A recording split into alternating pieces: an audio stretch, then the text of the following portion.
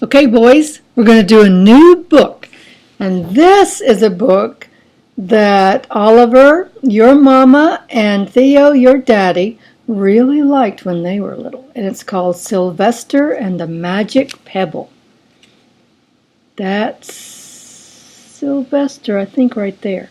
We'll see as we get into the book. This is by one of our favorite writers. His name was William Steig. Here it is, Sylvester and the Magic Pebble.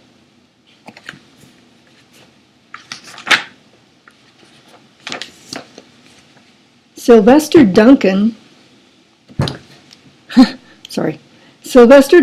lived with his mother and father at Acorn Road in Oatsdale. One of his hobbies was collecting pebbles of unusual shape and color. There's Sylvester. See, that's his mama. That's his daddy. They seem to be donkeys, wouldn't you say? This might be hard to show. Look, there's Sylvester outside looking at Pebble. See, there he is. It seems to be raining. On a rainy Saturday during vacation, he found a quite extraordinary pebble.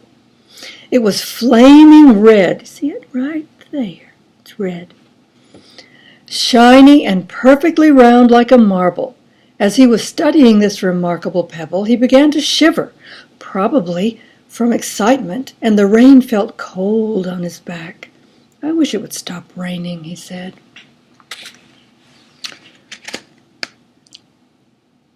Look at that. No rain. To his great surprise, the rain stopped. It didn't stop gradually, as rains usually do. It ceased. The drops vanished on the way down. The clouds disappeared. Everything was dry, and the sun was shining, as if rain had never existed. What is this magic pebble? This is a long book. Look, there's Sylvester still holding the magic red pebble. See, and now it's raining again. I have to turn the book so I can read it. In all his young life, Sylvester had never had a wish gratified so quickly. It struck him that magic must be at work, and he guessed that the magic must be in the remarkable-looking red pebble, where indeed it was. To make a test, he put the pebble on the ground and said, "I wish it would rain again." Nothing happened. But when he said the same thing holding the pebble in his hoof, the sky turned black. There was lightning and a clap of thunder, and the rain came shooting down. What a lucky day this is, thought Sylvester. From now on, I can have anything I want. My father and mother can have anything they want. My relatives, my friends, and anybody at all can have everything they want. He wished the sunshine back in the sky, and he wished a wart on his left hind fetlock would disappear. That's his hind fetlock right there. And it did, and he started home, eager to amaze his father and mother with his magic pebble. He could hardly wait to see their faces. Maybe they wouldn't even believe him at first. That's likely, wouldn't you say? Oh, look how pretty. Look how pretty the day is. What's that? What's that? A lion. As he was crossing Strawberry Hill, thinking of some of the many, many things he could wish for, he was startled to see a mean, hungry lion looking right at him from behind some tall grass. He was frightened. If he hadn't been so frightened, he could have made the lion disappear, or he could have wished himself safe at home with his father and mother. But he's not used to this pebble yet, is he? He could have wished the lion would turn into a butterfly or a daisy or a gnat. He could have wished many things, but he panicked and couldn't think carefully. "I wish I were a rock," he said, and he became a rock. That's Sylvester now. He's a rock. No. The lion came bounding over, sniffed the rock 100 times, walked around and around it, and went away confused, perplexed, and puzzled and bewildered. "I saw that little donkey as clear as day. Maybe I'm going crazy," he muttered. "But look, that's now Sylvester. He's turned into a rock, and there's the magic pebble. But he doesn't have anything to hold it with anymore. Uh-oh. Look, it's night now, and there's Sylvester. Sylvester's now a rock, and there is the magic pebble." And there was Sylvester, a rock on Strawberry Hill, and the magic pebble lying right beside him on the ground. And he was unable to pick it up.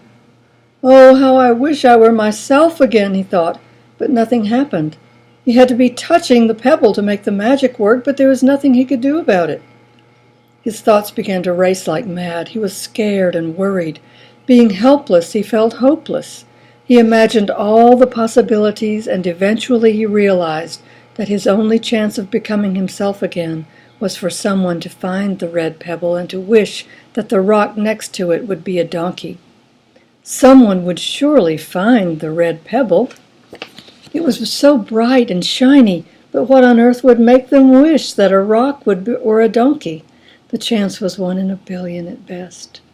Sylvester fell asleep. What else could he do? Night came with many stars. Meanwhile, back at home, Mr. and Mrs. I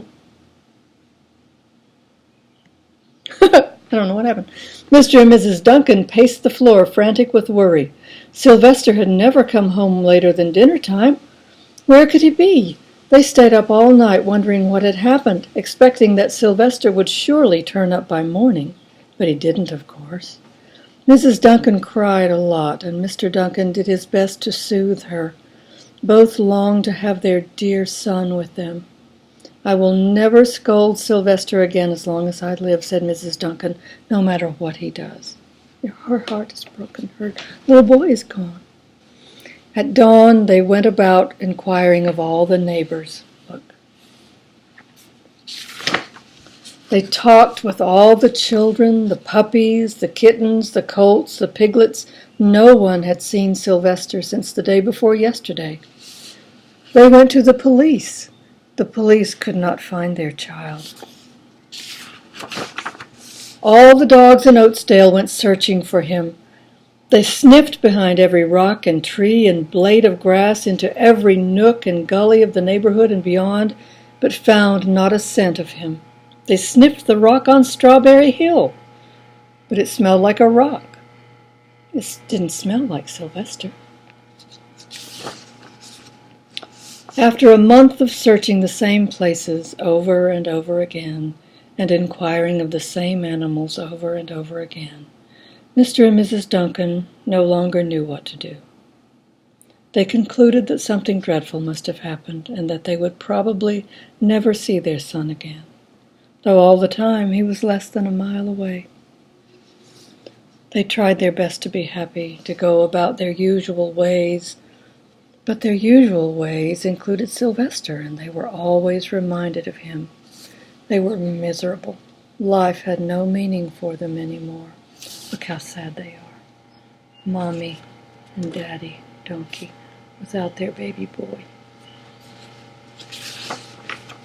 Night followed day, and day followed night over and over again.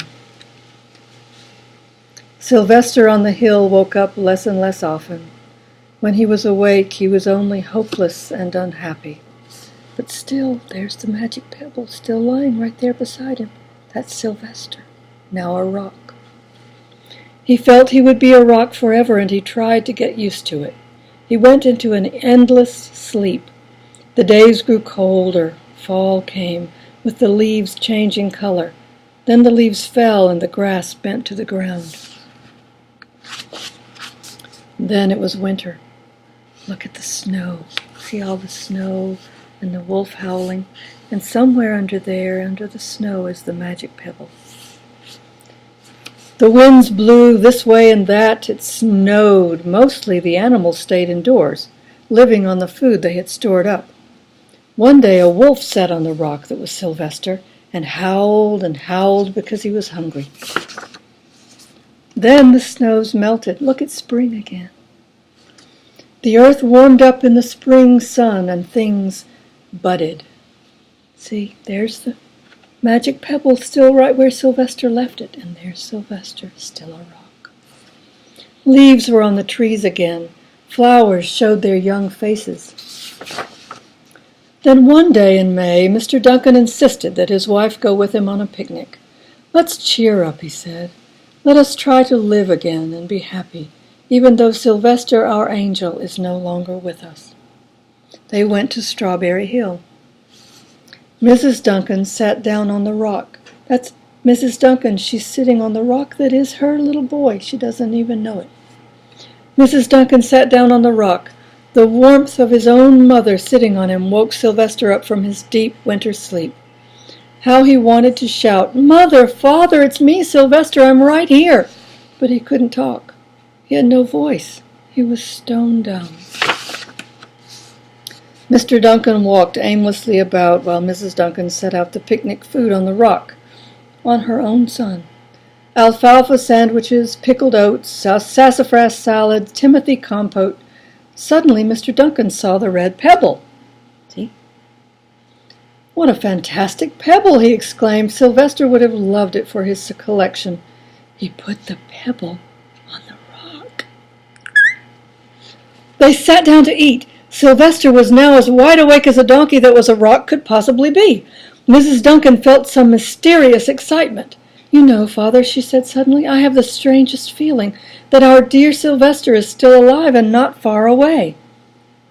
I am, Sylvester wanted to shout, but he couldn't. If only he had realized that the pebble resting on his back was the magic pebble. Uh-oh. "Oh, how I wish he were here with us on this lovely May day," said Mrs. Duncan.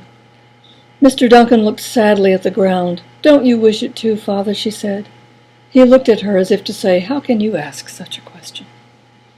Mr. and Mrs. Duncan looked at each other with great sorrow. "I wish I were myself again. I wish I were my real self again," thought Sylvester. And in less than an instant, he was! Because the pebble had been resting on the rock, and Sylvester wished himself to be a donkey again, and there he is! And look, he's still at the picnic table. You can imagine the scene that followed.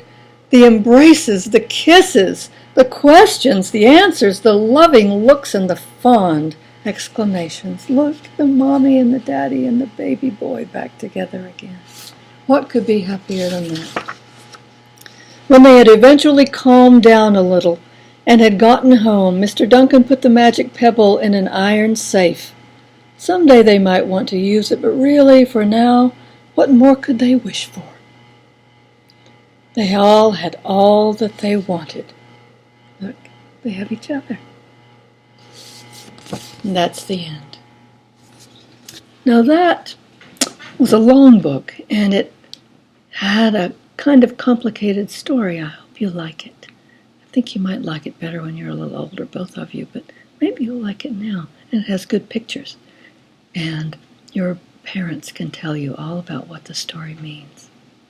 I love you.